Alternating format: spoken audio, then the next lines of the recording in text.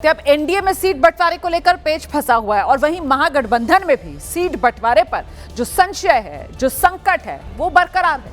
महागठबंधन में 135 सीटों पर आरजेडी चुनाव लड़ेगी। सूत्रों के हवाले से ये बड़ी खबर है।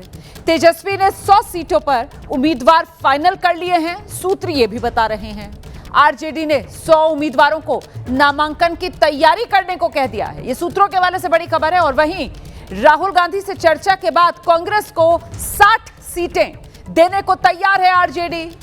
मुकेश सहनी को तेजस्वी 35 सीट देने को राजी नहीं है। यह भी सूत्रों के हवाले से बड़ी खबर। कांग्रेस को 60 सीट देने को तैयार, लेकिन मुकेश सहनी को 35 सीट नहीं देंगे तेजस्वी। मुकेश सहनी के लिए फॉर्मूला महागठबंधन में 15 सीट का ही तय हो पा रहा है। यह बड़ी खबर सूत्रों के हवाले से जो सामने आई है।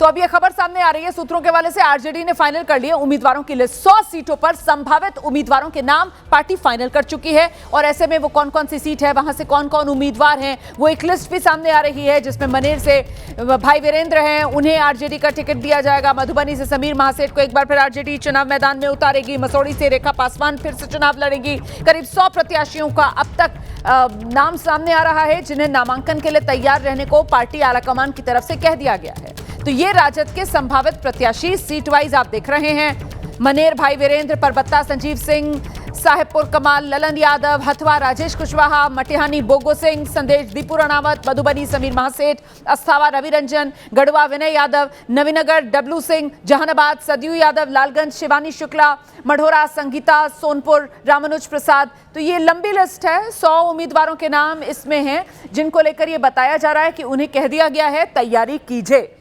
आप ही पार्टी की तरफ से चुनाव मैदान में यहां उतरने जा रहे हैं।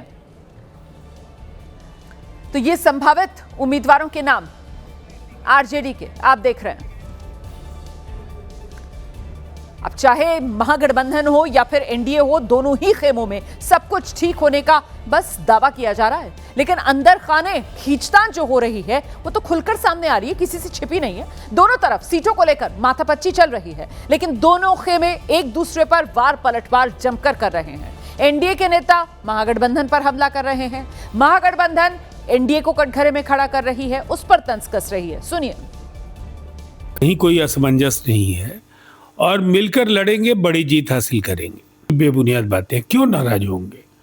वो गठबंधन के सर्वमान्य नेता हैं, उनके नेतृत्व में हम चुनाव लड़ने जा रहे हैं, उनके नेतृत्व में अगली सरकार बनना तय है। कोई सवाल नहीं उठता है। उनकी लोकप्रियता और प्रधानमंत्री जी ने जिस तरह से बिहार के लिए काम किया है, देश में जो शानदार 11 वर्षों का कार्यकाल है, इन दोनों परफॉर्मर्स की एक अपराजय जोड़ी है एनडीए के पास।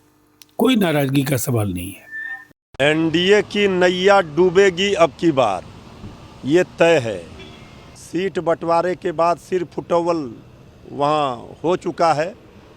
बहुत जल्द भगदड़ तो मच ही चुकी है। बहुत जल्द बहुत बड़ा खेला होगा बिहार की राजनीति में। महागठबंधन में सब ऑल इज वेल है। किसी भी वक्त सीट शेयरिंग की घोषणा कर दी जाएगी। सीट बंटवारे पर अंतिम निर्णय हो चुका है।